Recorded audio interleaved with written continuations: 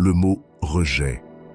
Il évoque des émotions profondes, une vérité universelle, ce vide dans la poitrine, la douleur de se sentir insuffisant, la tentation de douter de soi-même.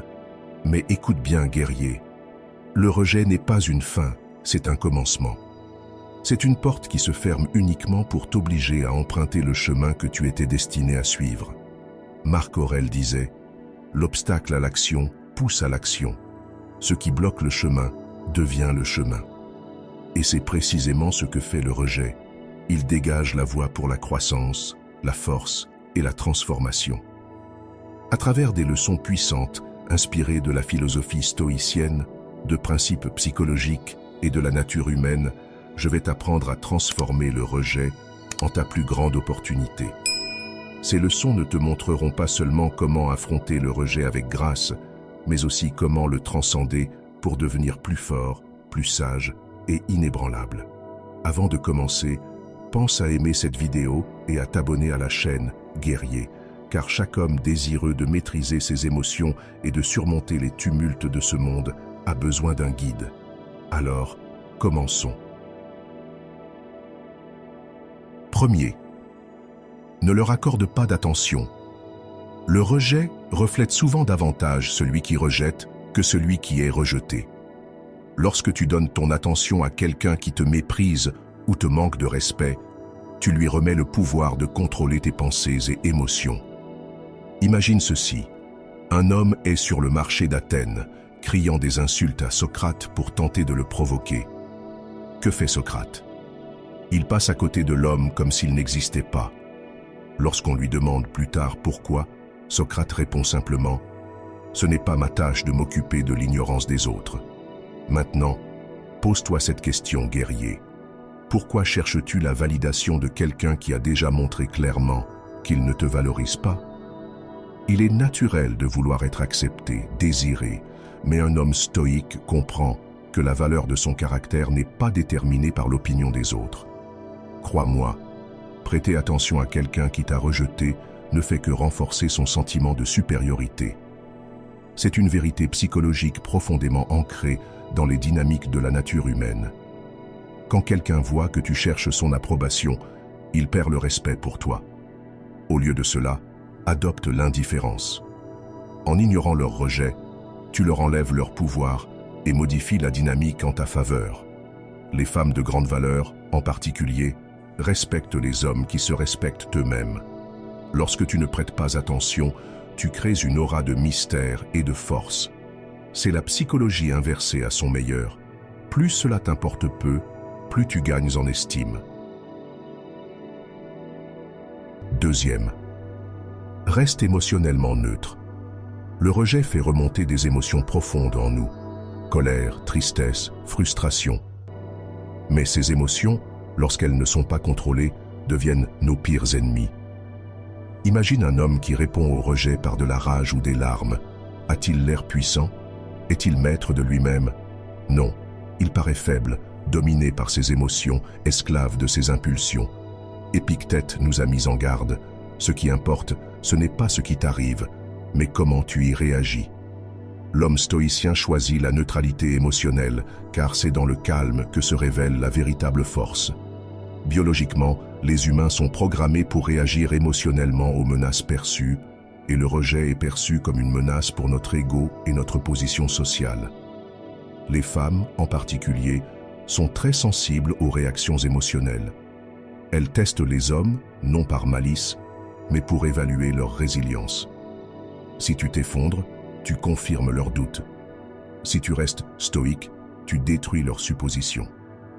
Quand quelqu'un te rejette, respire profondément, reconnais l'émotion qui surgit en toi et laisse-la passer.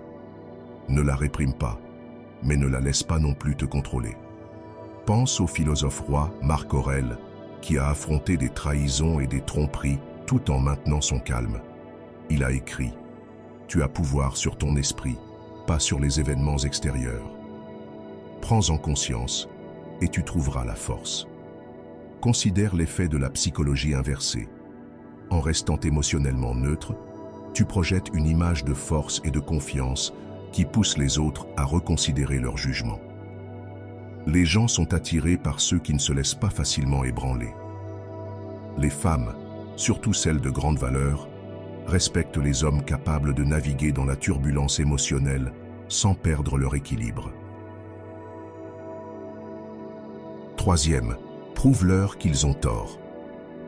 Le rejet véhicule souvent un message implicite. Tu n'es pas assez bon.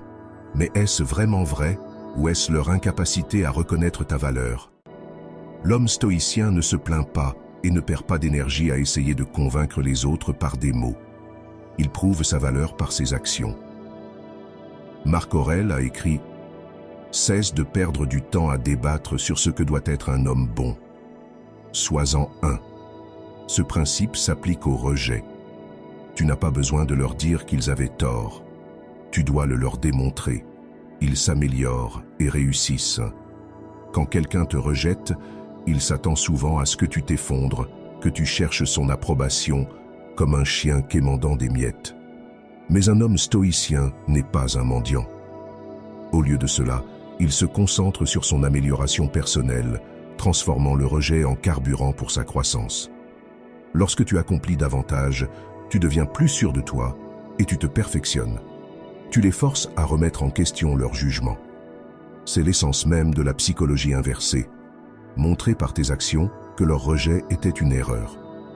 Les femmes de grande valeur respectent un homme qui ne reste pas prisonnier du rejet, mais l'utilise comme un tremplin vers la grandeur.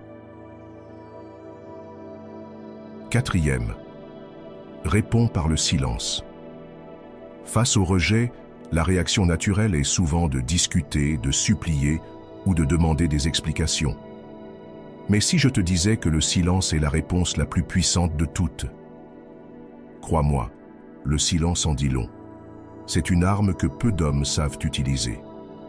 Zénon de Kition, fondateur du stoïcisme, enseignait « Il vaut mieux trébucher avec ses pieds qu'avec sa langue ».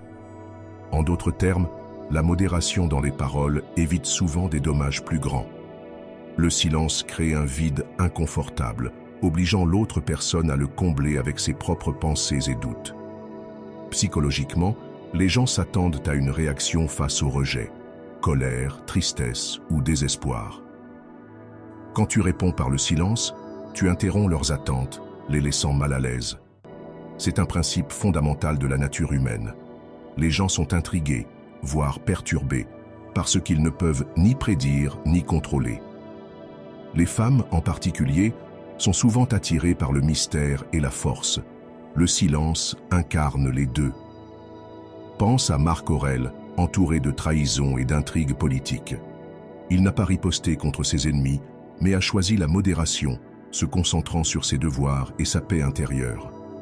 Son silence est devenu un bouclier, protégeant sa dignité et son pouvoir. Quand tu restes silencieux après un rejet, tu projettes une image de contrôle, de confiance et de mystère. J'espère que ce message t'a été utile. Si tu as aimé la vidéo, je te serai reconnaissant de laisser un j'aime et de t'abonner. Montre que tu es dans la minorité qui cherche la vraie valeur. Écris « Le rejet forge ma force » dans les commentaires et prouve que tu ne te laisses pas distraire par les illusions. Merci beaucoup pour ton attention et à la prochaine.